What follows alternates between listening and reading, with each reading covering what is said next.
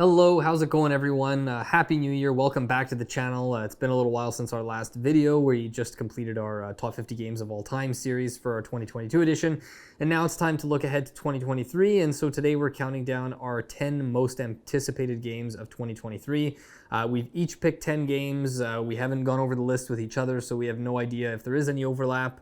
I think you were mentioning before we started this, you're expecting, what, a couple? I'm going to guess we have 2 overlap. It's possible it's more. I just know that there were so many games that I had in contention, and I cut out some ones that, for different reasons, that I actually am anticipating a lot. And I think some of those might have been the ones that are going to end up on your list. So, yeah, we'll see. Yeah, I was expecting 3 or 4 overlaps, because I know some of these are ones we have talked about before as both being excited about. But so I want to ask you, what makes you anticipate a game? What makes a game crack this sort of list for you? It's a good, I'm glad you asked that, because I was specifically going to mention how I don't approach board games I'm excited about in the same way I used to when I was younger approach video games I was excited about, or movies even now that I'm excited about. If I'm excited about a movie, like a Marvel movie, I watch I try not to anymore, but in general I usually watch all the trailers and I absorb all this information about casting and stuff, because it's me feeding my hype to tie me over. When I was younger with video games, I would watch every interview, read every article, I'd be on IGN all the time. I would know so much about the game before I got it.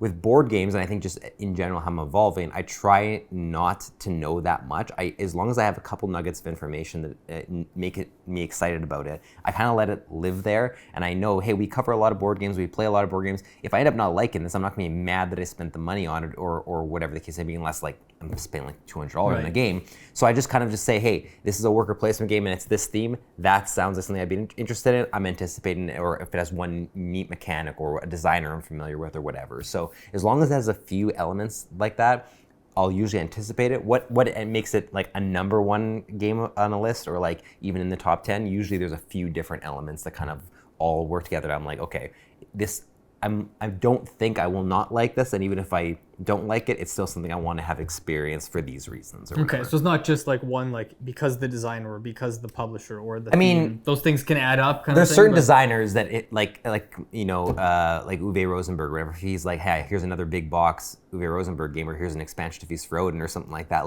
That's pretty much all I have to hear. Right. And I'm gonna at least be interested. But in general, usually a couple different things to end up on a top 10. Yeah, fair enough. Yeah. I will say the one thing I lean towards is games that I felt were doing something novel. So there's games I can think of that were tough to leave off the list. There's games that didn't make my 10 most anticipated, that some of those I might end up liking more than some of these, but I'm most anticipating trying the games that are sort of bringing something new to the table for me. So last thing is, do you have any honorable mentions you want to give a quick shout out to? Sure. Just missing the list was Tidal Blades 2. And that's really the only reason is because I have so many campaign games to play that even if I was anticipating that game, I don't even know if I'll play it this year. Oh wait, so this isn't the Banner Festival. This is the Okay, I see it. No, this is the full-on sequel. And I think it's a dungeon crawler type game. Right. Unconscious Mind, which I felt criminal leading off the list because I really want to play it, but it did miss. And Sleeping Gods, Distant Skies, because I haven't even got through the original Sleeping Gods, and the same campaign issue. Right. Yeah, so I'll name those 3 for sure. And do you have any that were on most anticipated games of 2022 list that didn't get released, got carried over? I'll say specifically, Frosthaven's not on here because even though I don't have it, and so technically I'm anticipating it, it should be showing up in the next 2 or 3 weeks. Yeah, most people have it. It has, I took that off, and Oathsworn also was off the list finally after being, I think, on the last 2 years because I got received that. Sorry, what was your original question? Just the honorable mentions. Yeah. So no, that's it. And if you had any from last, I'll just give a quick honorable mention to 2 games, which were, I think they were my number 10 and 9 last year for most anticipated, which are Hegemony, Lead Your Class to Victory, and Darwin's Journey. They're both games that I'm still anticipating and would love to try them, but because they were kind of just on the fringe of making the list again this year, I decided to leave them off so I'd have some new games to talk about. So.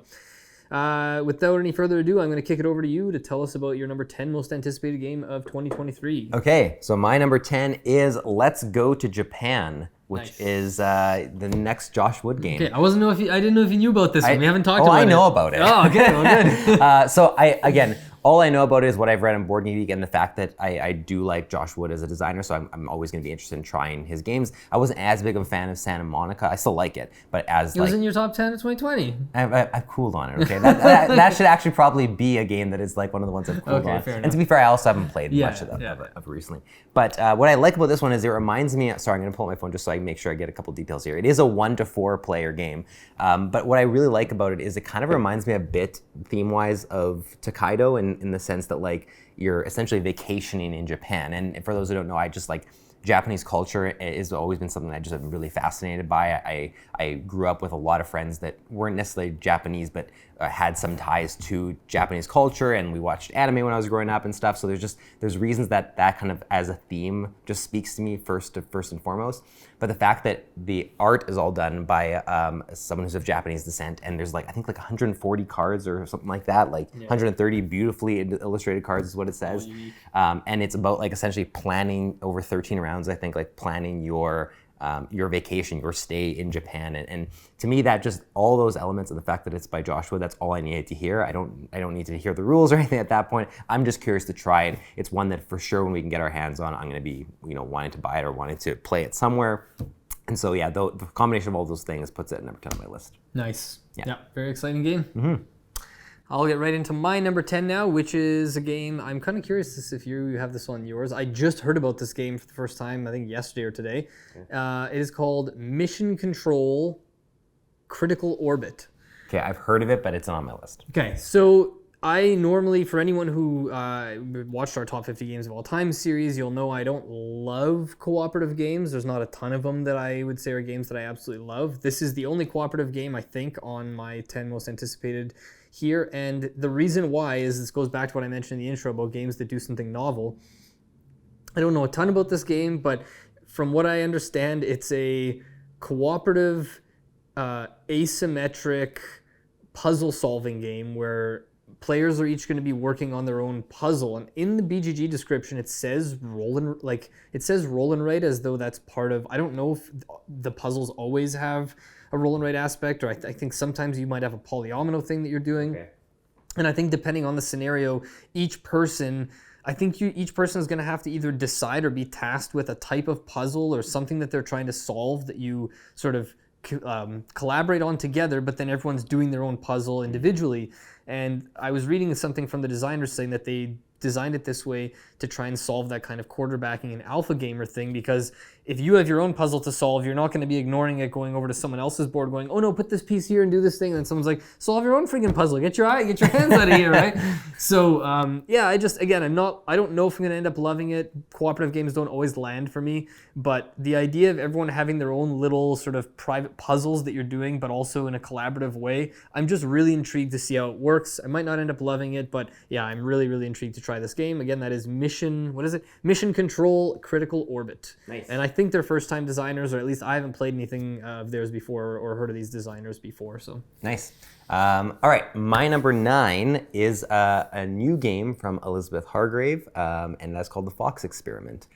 So The Fox Experiment is, I think, her third game after, obviously, Wingspan and Mariposas. I don't think there was another one in there. She also did that Button Shy one, Tussie Mussy. Right.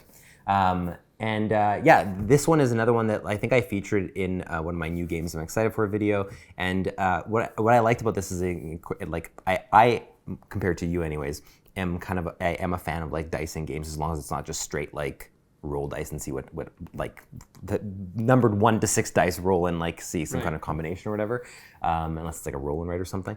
But this one specifically is you have essentially like foxes that you're getting DNA traits for, and you're using those specific dice depending what the parent fox's DNA traits are, or that you're grabbing certain dice for that, and essentially having your offspring come from that, and every round you're getting new parents of foxes. Really, that's like the only aspect of the rules that I know about this game. The fact that it has beautiful artwork, the fact that it's from Elizabeth Hargrave are two things that right away I knew I was going to try this game and I was going to anticipate it. It's just the more I read on the Board Game Geek description, the more I read about like the way that the dice are implemented into the game, and this cool thing about like essentially the offspring of the foxes and how your parents change each round and stuff like that. All cool things and all enough to sort of like land this on my list. The only hesitation I had in putting it on here was like Mariposas didn't I haven't played Mariposas, you have it, but I don't think either of us have been like, drawn to being like, that's a huge miss that we need to go play, because as much as Wingspan landed in a huge way, Mariposas didn't seem to. So I'm just curious whether this one's going to like have more of a wingspan type feel like or approach, or more like Mariposas, or if it'll be somewhere in the middle. Regardless, at this point, I think anything that Elizabeth Hargrave puts out, I'm going to be at least somewhat interested in and go check out, and especially because the artwork is just beautiful on this. So yeah, so that is the Fox Experiment. Nice. Yeah, I think when I initially had my list of 20 some games that I was whittling down from, it was in there somewhere, but not in my top 10 here. Okay, on to my number 9. We've got a game called Age of Comics: The Golden Years. This is published by Lirius Games. I believe this is a first-time publisher. I think they're in Italy. I'll say right now, I'm not really like all that into comic books. I didn't really read comic books growing up. I'm not into like Marvel or any of that kind of stuff. So the theme itself normally wouldn't be what draws me into this.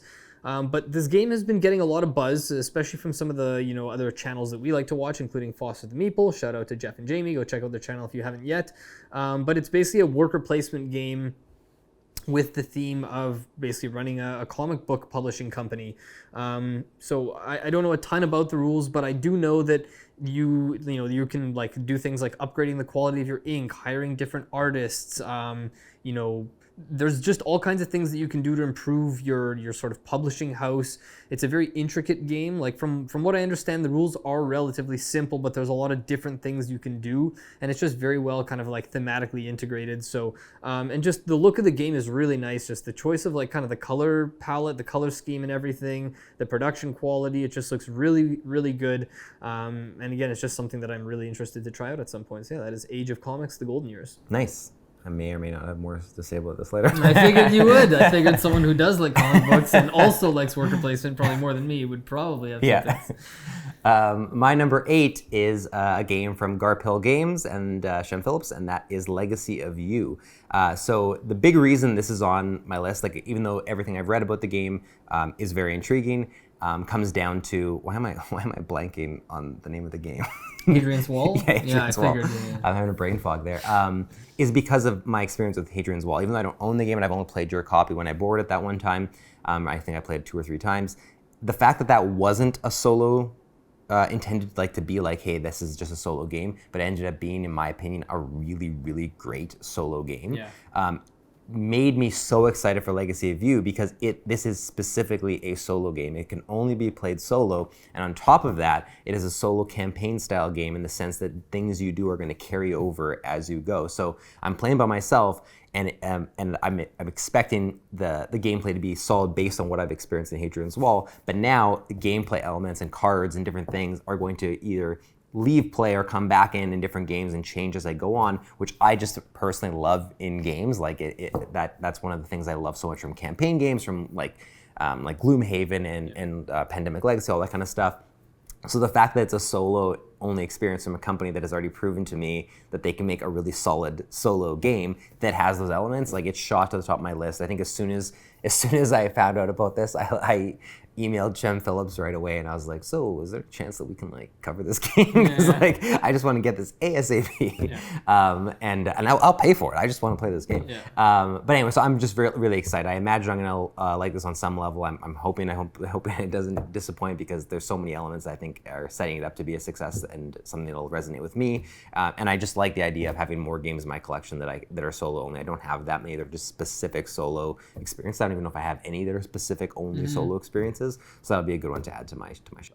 Nice, cool. Yeah, one I'm also eager to try, but not on my top 10. Not quite my tempo. Not quite my tempo. All right, number 8 on my list is a game we've already spoken about, and that's because number 8 is Let's Go to Japan. So Dylan, there isn't a ton of info out there about the game in the first place, so I don't have a whole lot more to say. A couple things I will add though. One is that what intrigues me a lot about this, or one of the things that intrigues me a lot, is that the way the game is titled, it's like "Let's Go!" to Japan, makes me think this is going to be the first in a series, and they could just like "Let's go to." Welcome to. Exactly. And so you could just like, if the game does well, like I don't know if they've already started working on other versions, or if or maybe there aren't even other versions in the works, but just the way it was titled made me think, hey, I wonder if this is going to be the first of like a series of these games. And Josh Wood is intriguing to me as a designer as well. He did Cat Lady, which we really like. He did Santa Monica, which you mentioned, but he also does development work for AEG on other games that I've liked a lot. Like he was one of the developers on Tiny Towns, as well as I think Wormholes, which we haven't had a chance to try out yet. But yeah, and one other thing I'll add that you didn't mention, I don't think, was at the end, it kind of reminds me, the way it was described kind of sounds a little bit like the variant in Furnace, where you have to run your engine from left to right at the end. Yep. So that's kind of what's going on here, is I think once you've assembled your cards, the last thing you do at the end of the game to score is you kind of go on your vacation or whatnot. So you go from card to card or place to place, doing the things, and you kind of see what your trip was like. Yeah. So the idea of kind of having all those rounds to piece it together and then kind of running it through, it's like almost hitting play on a simulation and watching it play out or something, just sounds cool to me. So yeah, everything I know about it, which isn't admittedly a whole lot because there isn't a lot of info out there about it yet, is really intriguing. So I can't wait to get my hands on Let's Go to Japan. I just want to quickly say that's an interesting thought about the Let's Go, and then like even as in maybe not standalone games but expansions, because you know how like Wingspan has like, this is the Asia expansion, this is like the Europe or whatever. The fact that if it was a hit, that they could do like not only that, hey, now instead of Japan we're doing Australia, or we're doing, I'm just thinking of random countries now, but like whatever. Then they can also get artists from those specific areas, like they've done with this one, to do the art, and that could just be a really cool series of games, little rule really changes. Thematic. You could even do expansions where you incorporate 2 or 3 in one box, so that people don't have to buy individual ones. But look at that! Look at that, Josh. Your game's not even out yet, and we're already like, here's the line of games you can do. You got 5 games in the. You better have this lined up for us, Josh. But yeah, that is Let's Go to Japan. My number 8. Nice. My number 7 is a game that I did talk about as well in one of my new games videos, and that is Redwood. So this is essentially a photography board game, and that is really the reason why this is on this list. I love photography. I love going out and doing landscape photography. I don't do it like super often, but when I do, it's like I'll get a bug and I'll go like multiple weekends in a row. I go for sunrise, I go for sunset. I usually go by myself, and I just like the idea of just like sitting somewhere, taking photos, and watching the sun like change its position in the sky and seeing what you can find. This one I think is specifically more focused on the wildlife that you're taking photos of, but the fact that they've captured that kind of essence in a board game has me anticipating also almost just for the reason of please be good, because I love the idea of this. Like essentially, they call it specifically a game of movement estimations and angle view. Like even the mechanisms. How did you compare this to your other movement estimation and angle view games that you've played? That's the thing, is like even in mechanisms there's set collection, but beyond that it's line of sight and movement template, which is just like I rarely see those things. So like it seems like a very line of sight is playing like skirmish games and miniatures. It's like war games. And that's essentially what this seems like. Is like you have to position your character, but then your whatever lens you have on the camera will have different areas that it can capture, and you have to make sure certain wildlife is within there to get the best photos. Like there's so much really that sounds super unique about this, and I want this to be good so badly because the theme speaks to me in a way that not often that doesn't always happen in board games, aside from if we played something that has like an 8-bit theme or other things that I grew up with. Like photography means a whole deal, it means a lot to me. And so if this is a good game, I could see this being one that even just for me personally, I'll end up liking a lot more than other people, just because of the aspect of like, hey, it's captured a hobby of mine in a beautiful looking board game. Right. So it's a lot of it. I'm anticipating it while also just cross my fingers and say, I really hope this is a good game. But everything about it at least looks like I'm going to have an interesting, unique experience with it, which at this point, like that's enough for me to be interested in the board game. Yeah. So, cool. I'm intrigued by it. Honestly, I don't have particularly high hopes because I don't know anything about really the gameplay or like was it going to be enjoyable. But I have to say I'm intrigued. So cool. Let's Redwood. All right, number 7 on my list is a game that I actually only found out about thanks to you on one of your new games videos a little while ago. I'm actually expecting this to be one of your crossover, so somewhere on your list. This is Bloodstones. So this is designed by Martin Wallace. We haven't played a ton of his game. I think the only game of his that we've played actually so far is Rocketmen, which we were sort of in lukewarm on. Had some really good ideas, but didn't quite come together for us. But Bloodstones is one of those ones that I could see being a complete disaster of a game, or it could be like absolutely amazing. The premise is that you have these sort of domino style tiles, I guess, that you're putting on the board.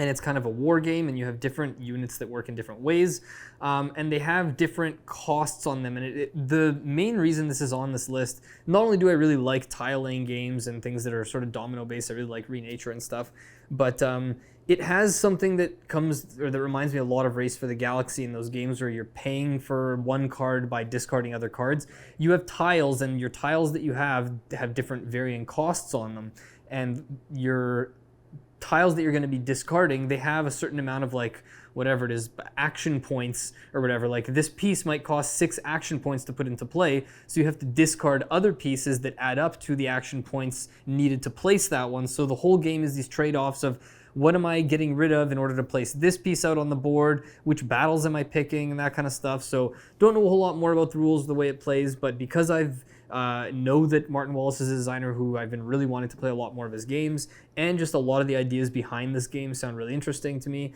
I really, really can't wait to check out Bloodstones. From what I read online, it has some potential issues with player count. Some people have said that it really doesn't even work with 3 players, and it just feels like maybe there's a lot of playtesting that still needs to be done. But yeah, I'm really interested in this game. Yeah, I will say this is actually not on my list. This is one of the ones that I had to eliminate when I did my cutting. But I'm still really, like, this. If we did a top 20 games, this would have been on my most anticipated. There's a lot of games I'm looking forward to in 2023, so I do want to play this one, but it's not quite my most anticipated. Fair enough. Yeah. All right. Good pick though. Number 6, right? Yes. Number 6 for me is I think the only game on the list that I've backed already on Kickstarter, so I will have this will be coming at some point this year, and that is Skyrise. Oh. So Skyrise is a game that I think I mostly backed because it looked like the table presence was going to be on. I mean, like, it is a nice looking. Everything Roxley does looks like that, though, right? For sure. Radlands, Santorini. Yeah, and Roxley hasn't steered me wrong in the games that I've been really interested in and dove into, like the ones you just mentioned.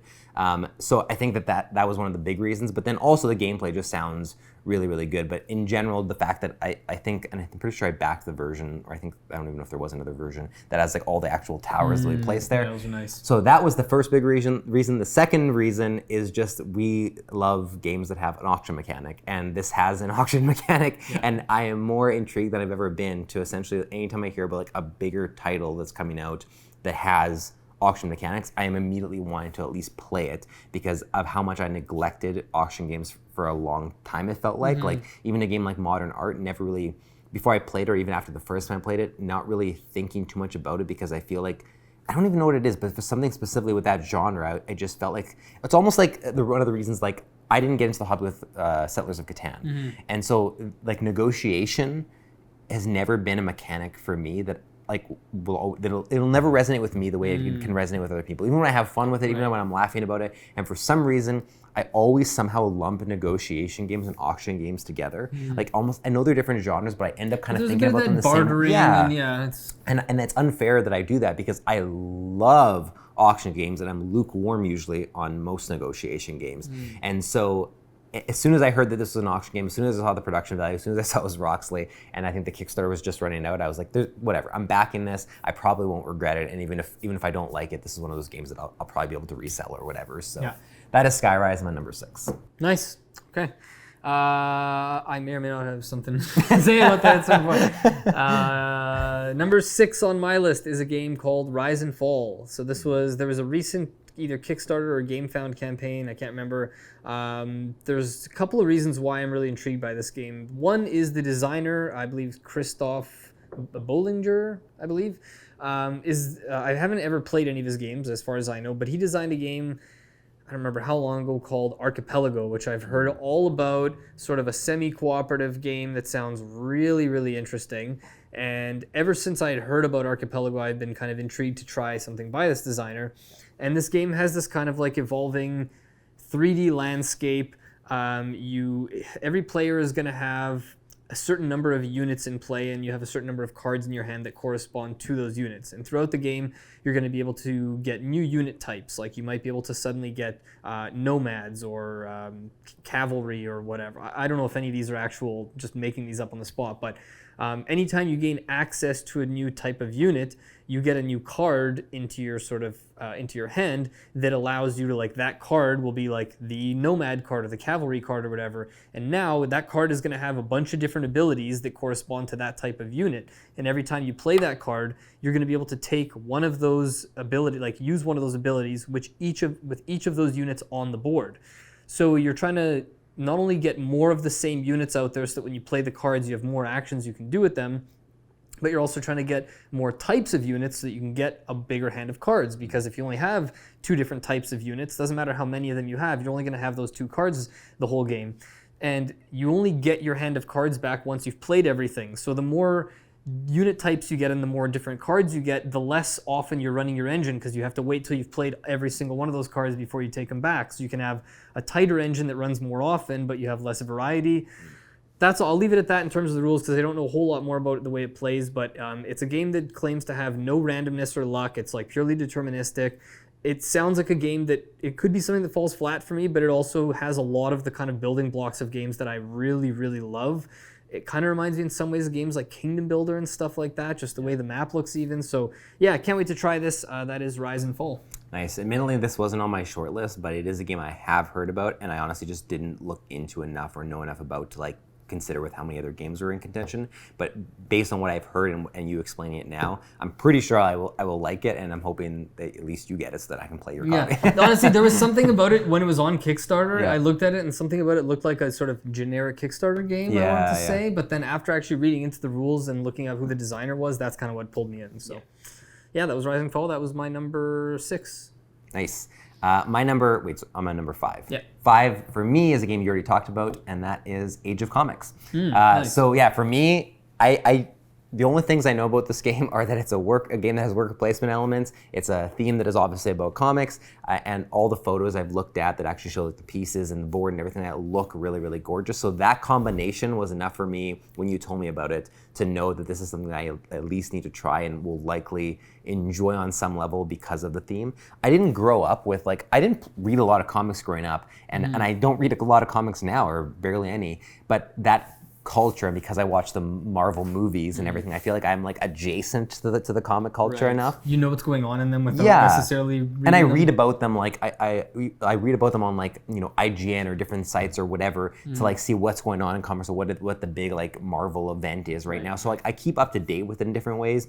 But so that theme and the fact that they've translated it into a game that has, like, that it's worker placement with a comic theme, to just, like, right away I was like, okay, I need to play this game. I'm probably going to enjoy it on some level. It might not become, like, one of my favorite games or anything, but it's a game that I think I'm going to enjoy even just to, like, see it on the table. And, like, they have little, like, comic book, like, tiles and everything. Really nice. Yeah, to me, I mean, you already said enough about the rest of it, but that was the big thing that spoke to me. It was just, it is a beautiful looking game about a theme that I really care about. So that's Nice. Age of Comics, my number 5.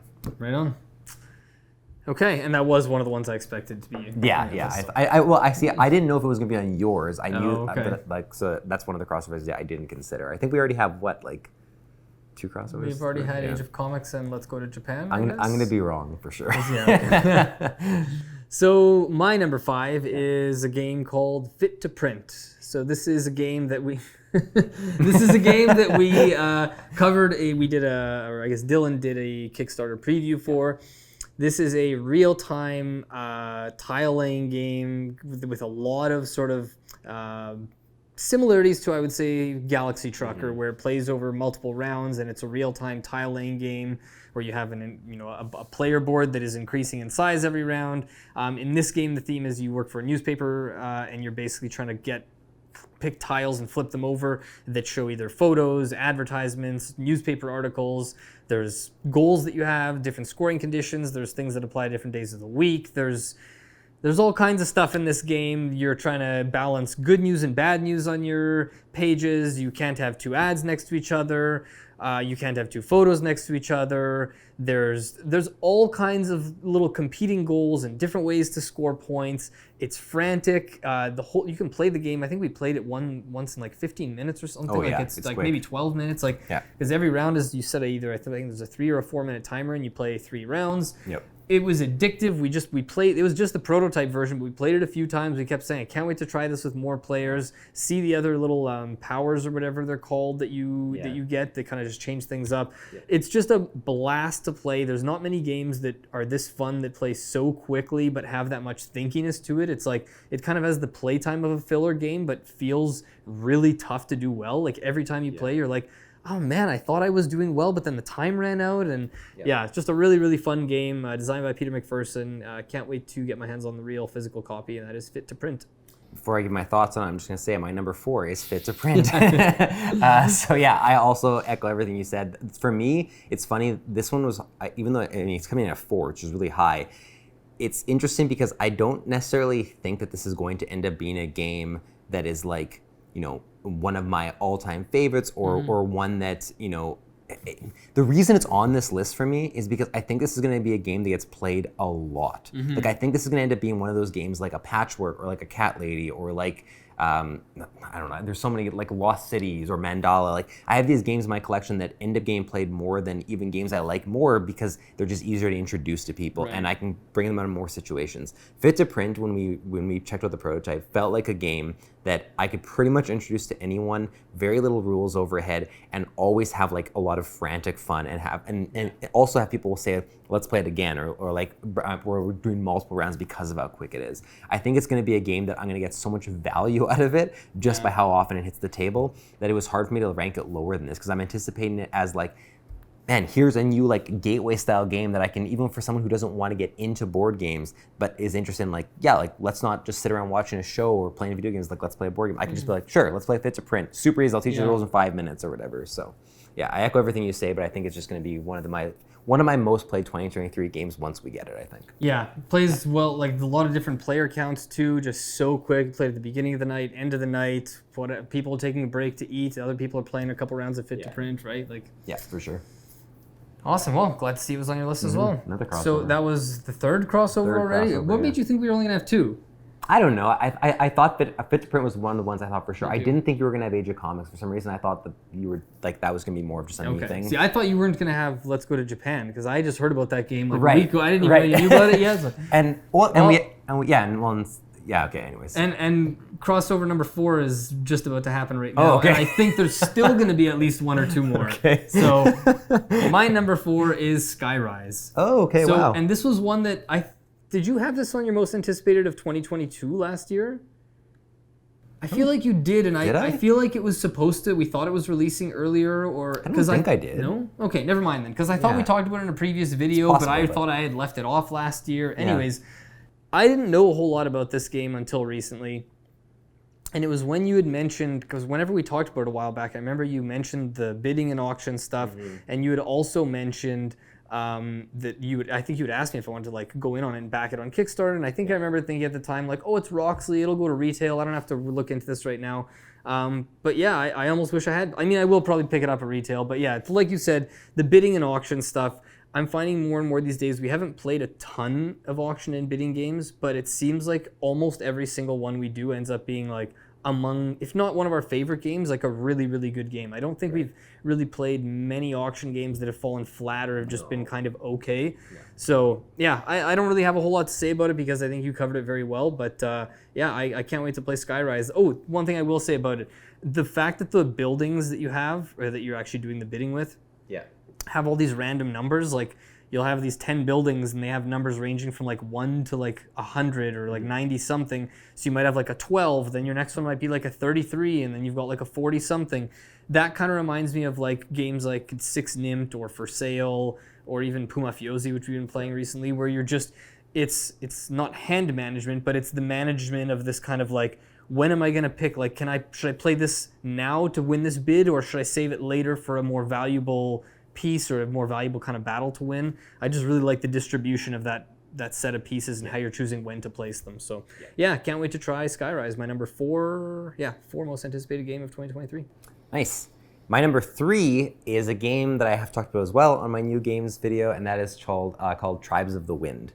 So Tribes of the Wind, there is one specific reason. Well, sorry. Before I get to the big reason why this shop liked one of my most anticipated games, I will say that the theme is just super refreshing and it's like very climate focused and everything, and about like using like the. Man, I am forgetting all words today. Windmills, yes. Yeah, like natural, like that kind of energy and stuff like that. So like the theme's really great. The artwork and the colors are something that just like pop for me, and I appreciate that more and more when I'm trying to like get people into board games these days. But the number one reason that I was interested in this game, and I'm going to read it because it's just I think that this is what hooked me. Maybe it'll hook you. Is the way that it describes that the players will be able to play cards from their hand, but be careful. The effect of the card you're playing. Oh God, I'm reading the wrong spot. Essentially, the card. I'm reading the wrong. No, okay, wait a second. That's interesting at all. the effect or even the possibility of playing the card may vary depending on the back of your opponent's cards. So whatever card's being played, the back. Like we've played games recently where it's like the I don't see what's on one side of the card or whatever. Right, you're holding this one is like not only do I have to care about what I'm playing on my side of the card, but the back of my card is going to impact the opponents and what they're playing, what they're able to do. And to me, that just sounds so, like, again, more and more I gravitate towards stuff, and I think we both do that, like, that's unique. We haven't heard of that because we play so many board games. Yeah. And to me, like, yes, I've heard about stuff where it's a matter of, like, the card side of the card I can't see, but I couldn't think of a situation where it's like, I have to use my cards for their front and other people's cards for their back. Yeah. Like to me, that sounded super interesting. So that combined with the theme, combined with the colors, and combined with the fact that it's just been getting a lot of buzz, and in general, like, it's not that means a game's going to be good, but I feel like a lot of people are seeing something in this game that I'm very hopeful that it's going to at least be something fun to experience. That shot it up my list. I can't wait to play this game, and I'm hoping it lives up to the expectations I have for it because it sounds really, really fun. Nice. I remember you talking about this one in that video you mentioned, but I don't know a whole lot about the game. It kind of just flew totally under my radar. Yeah. That's Tribes of the Wind, number 3. All right, number 3 on my list is by Friedemann Friese, one of my favorite designers, a man who's always designing games that are just so intriguing to me. This one's actually listed as 2022, so if you're in Europe, you've probably already seen this release in stores. It's not coming to North America until 2023. That is Findorf. So if you're gonna say Fancy Feathers. No, I thought about it, but I wasn't intrigued. I will want to play Fancy Feathers, but I'm nowhere near as intrigued. So Findorf is, I think it said it's one of the districts of the city of Bremen, which is Friedemann Friese's hometown, actually. So it's kind of like an homage to his hometown. So I'm always intrigued when designers do, Lacerda did it with Lisboa. Vladimir Suki did it with Praga Caput Regni. There's been others too. I always like when a designer says, like, here, I'm going to make a game that's a tribute to like my hometown. Right. I don't know a ton about like the actual gameplay and the way the game plays. Like, it's got a big board with spots that, from what I've read, it feels like a game that could have been played without the board. But basically, on your turn, you have one of 4 actions. You're trying to develop the city of Findorf. And the main thing that intrigues me about this game is that you have these 4 actions on your board, and they all start off very basic. But there's there's tiles that you can buy throughout the game that you cover spots on each of these 4 action slots that basically upgrades the action for the rest of the game, similar to the way you'd see in a game like Hansa Teutonica, or what was one we were just talking about, another game that does this, the action upgrade thing. Oh, Evergreen? Yeah. Oh, right, it was different. Yeah, different video. Yeah. But anyway. So yeah, it's just his games are always very interactive. He always does something new that you haven't seen in other games.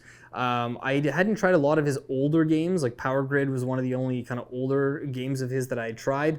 But after having tried Fayum from 2021 and just absolutely loving that game, everything I've read about Findorf, there's a video online with the designer himself, Friedemann Friese, kind of giving a little demo of the game. I highly recommend you check that out if you're intrigued at all.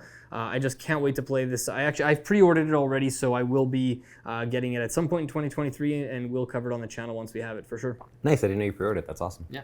I don't know much about it, but I'm always intrigued to try his games, but like I haven't had the same experience you have, where it's like one of the ones I'll like gravitate towards that designer. Right. But I'm always interested just to at least try it. And again, when you see a box art like Fancy Feathers, how can you not? So, yeah. This one doesn't quite have box art like that. That's why I was excited when I was like, oh, another opportunity for me to put that box art on the screen. I'm gonna probably do it anyways. Yeah. Well, we'll try and get our hands on Fancy Feathers either way. My number 2 game, you're gonna have to You're gonna be my pronunciation expert on this because I have a feeling we have the same top two. Maybe not in the same order. I don't think we do. I don't think my number one is even gonna be on your list. Okay. But so my number two game is it Oran? Tell me the name of the Uwe. Oranian Burger Canal. Iranian. Okay. First, I was like, is it Iranian? Is it Iranian? Yeah. So Iranian Burger Canal. Iranian Burger Canal is the next Uwe Rosenberg game, and honestly, that's the only reason. It's not like it's gonna be a good game, bad game or anything, but like. That's the reason it's on this list. I said at the beginning, we mentioned how there's certain designers that maybe you just are excited because that designer is releasing a new game. That is me, and maybe I don't want to speak for you, but us with Uwe Rosenberg. Like the amount of big box Uwe Rosenberg games we've played and small box games we've played of his and loved or liked or just like, at this point, I will try every single big box or just game period of Uwe that comes out. So the fact that this seems like it's a 1 to 2 player game, right? Which is like Fields of Aro. Yeah. And to me, we haven't played. You haven't played Fields of Aro, right? No, you I just got it. Yeah. Just came in like last week, but I haven't played it yet. So that to me is interesting. The fact like that's just a very interesting player count because to say 1 to 2, normally you more often than not you just be like, hey, it's a 2-player game. Like you're releasing a 2-player game. To include the 1 to 2, you would expect it to be a strong experience at 1 to justify the fact that it also plays solo at that point and not just focus on 2. That to me is exciting as an Uwe game to be like, hey, maybe there's a game here now that I can like love this Uwe experience and play with you, but then also be able to sit down by myself and have a better time than I do currently playing solo Uwe games. I don't want to say they're bad, but I've played Feast for Odin solo. I've played News Fjord solo, and there's one more I've played, Hallertau. And it's the same thing. I have a lot of board games where like it's not that I don't appreciate them and have fun with them, but it's hard for me to convince me to just like sit down with some of those games, set them all up on the table, especially a game like Feast for Odin that has a lot of setup, and I'm just gonna play this by myself because I have so much fun with board games specifically on like the talk around the table and like what other players are doing and blocking other players and the laughs and stuff, and you lose that. But if a game is catered in a big way and not just saying like let's add a solo mode, but it's like we're gonna build this with that in mind, it gets me a little bit more excited. I'm not sure if that's the case here, but just that player count specifically makes it seem like it would be. So yeah, there's again, the main reason is Uwe, but the player count is another reason it's on the list for me. I imagine we'll at least like it on some level, but Uwe will always get my anticipation. So that is number 2, Iranian Burger Canal. What a weird name. I'm not a fan of the name, but I'm a fan of the game. All right. Well, number 2 on my list is it's not exactly a reprint because it's sort of a new version of a game that was released long ago. This is Zoo Vadis. So this is a Reiner Knizia game that's being published by Bitewing Games. We'll actually, by the time you see this, we'll have a preview for this game up on our channel, and I think it's around mid-January. This game will be on Kickstarter. So this is a remake of a game called Quo Vadis. There's a few games out there called Quo Vadis. It's the one that also has a question mark at the end if you're looking it up on Board Game Geek. So Quo Vadis was a sort of political-themed negotiation game. This one has sort of brightened up the artwork and given it a kind of a zoo theme now, obviously, Zoo Vadis, but it still has that kind of politicking and negotiation that was apparently very present in that first game. So on the box, it's really intriguing because it says it plays in 20 to 40 minutes. We've only played this once so far with 3 players, and it took probably closer to 45 minutes, maybe even closer to an hour. But there were some rules complications and, referring back to the rule book. Yeah, first play for all 3 of us. But the idea of a quick playing negotiation game, and I mean, first off, we had a blast, or I shouldn't speak for you, but I had a lot of fun playing this. I haven't played a whole lot of negotiation games. We talked about, Catan, Bonanza is my favorite one that I've played so far. I've been really intrigued by games like Chinatown and Sidereal Confluence, but Chinatown I've heard is a little outdated. Sidereal Confluence can be pretty complicated and can take a lot longer to play, and you do need a bigger group. Zoo Vadis plays, I think it's 3 to 7 players, and it played pretty well with 3. There's some new things that they've added into the game, these peacocks that you can move around, but you're basically trying to get your animal type to the end of this board. You start at the bottom, and everyone's trying to kind of negotiate with other players to move forward to these new exhibits to eventually get to the star exhibit. At the end of the game, the player with the most points wins, but you're only going to be eligible to even count your points if at least one of your animals makes it to that star exhibit. And you can negotiate with pretty much anything. You can negotiate with players. You can say, hey, I'll give you this token that gives you this many points if you give me a vote so I can get move forward. You also have these player abilities that correspond to your animal, but you don't use the abilities. You're negotiating to let other players use your abilities. Cool. There's so much cool stuff in this game. I've never, like half the stuff in this game I've never seen done before in this way. The production quality is like outstanding. I've really been eager to get another negotiation game on my hands, and our first impression of this was really, really strong. So obviously a huge fan of Reiner Knizia, so I can't wait to get my hands on Zoo Vadis and play a whole lot more of it in 2023. Yeah, it's not on my list, and it's only not on my list for two reasons. One, like I mentioned, I've said before, negotiation is not necessarily my favorite. That being said, I had tons of fun with Zoo Vadis. I think part of the reason it's not on here is because I'm still in the phase of we have a copy right now that we're still exploring and playing. So I feel like, yes, I'm anticipated, but I also get to scratch that itch already. I'm not like I still think it belongs on your list because we don't have it's not like we have the final retail copy or anything. Right. But it just I think that colored the decision for me because I had so many games that I was considering. I was like I can cut this one off because to feature another one or whatever because we technically have the box sitting here or whatever. Yeah. But it is tons of fun. So. I felt conflicted putting it on here, and just full disclosure, we are doing a paid preview for Bitewing for Zoo Vadis, so feel free to take my opinion on this game with a grain of salt if you'd like, but anyway, those are my thoughts, and I think they are my honest, true thoughts on the game, despite the fact that we are doing a paid preview for them. But yeah, can't wait to play a lot more of Zoo Vadis. Super fun. My number one game that I am most anticipating next year, and there is probably, I felt a little bit guilty, because I would say that there's probably like a 60 or to 70% chance this will get delayed and not come out in 2023, and then it's going to have to get featured next year. But it is listed as 2023. It's planned to deliver in 2023. I said earlier that I only backed one game on this list. I just realized this is the second game I backed on Kickstarter. That is Queen's Dilemma. So Queen's Dilemma is on here because I loved King's Dilemma so much. It was one of my favorite play experiences of last year. Went through the entire campaign with a group. I had a blast playing it. Does so many things that I haven't, the way you play that game is with essentially it being voting is the biggest thing, is not something I had experienced really in another board game where that is like the primary thing you're doing, especially in a campaign story-driven environment. The fact that King's Dilemma was already so successful for me, and then Queen's Dilemma is coming along and saying, how can we make a better experience? And I purposely have not read a whole ton about all the things they're changing, because when it comes to campaign games specifically, or just legacy games, I like to experience so much of that live with the box rather than know anything that I might be getting myself into.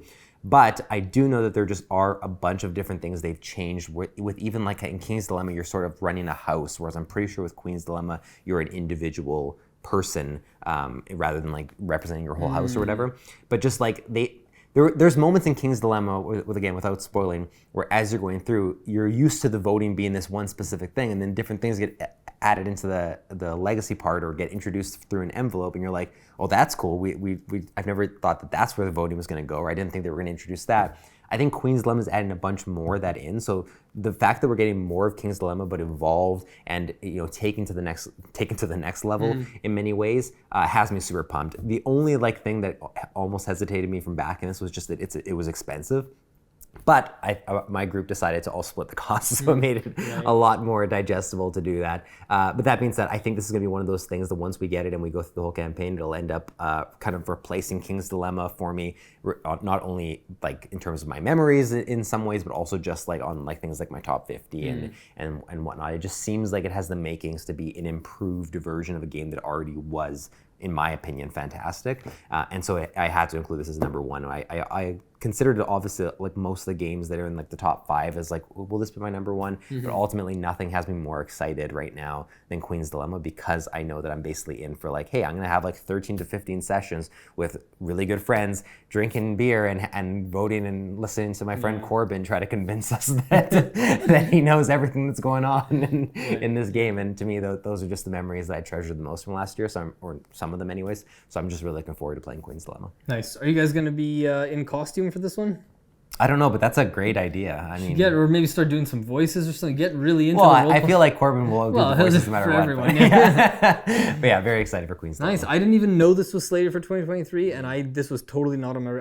I didn't even consider this one for my. I think it's like listed as like delivering in November, December, and that usually tells me I can probably expect it in like January, February, March. But so check back next year when we do our most anticipated for 2024. Yeah, and or Horrible Guild, make sure I get a copy of this in December, please. Yeah. All right, and my number one most anticipated game, you know what it is. Yeah, I think so. It is Oranian Burger Canal. Okay. Another crossover. That was what? 1, 2, 4, 5. 3, 4, 5 crossovers. 5 half crossovers. the list. Wow. Okay. Some good different spots though. Yeah, but what can I say that you haven't already said? I think one of the things that intrigues me most is going back to what you said about Fields of Arle. Fields of Arle is a game that is nowhere near as successful in terms of total sales.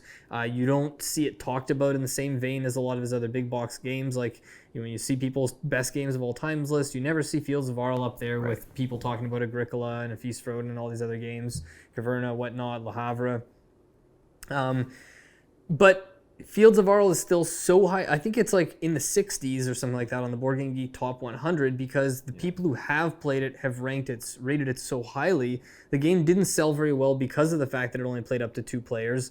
And there's a really good thread on Board Game Geek from Uwe Rosenberg himself just saying basically like, I looked at that model and I thought, I don't care if the game doesn't sell any well. I believe in the game. I believe in the quality of the game. This is the right player count for it. I'm not just going to make it 3 or 4 players just to accommodate more and add more stuff in the box and just sell more copies. So I really appreciate that. I appreciate that they didn't just expand the player count and then have you feel like you're spending all this extra money on components that you don't need because you're not going to play it at that player count. So the fact that it's designed, like you said, primarily for 1 or 2 players, it's got tile laying involved quite a bit, which isn't normally a huge thing in all. I mean, other than his like polyomino games, but when you're playing these bigger box games, there usually isn't tile laying as like a primary mechanism. He's also been quoted as saying that this game like made his brain hurt more than most games he has designed.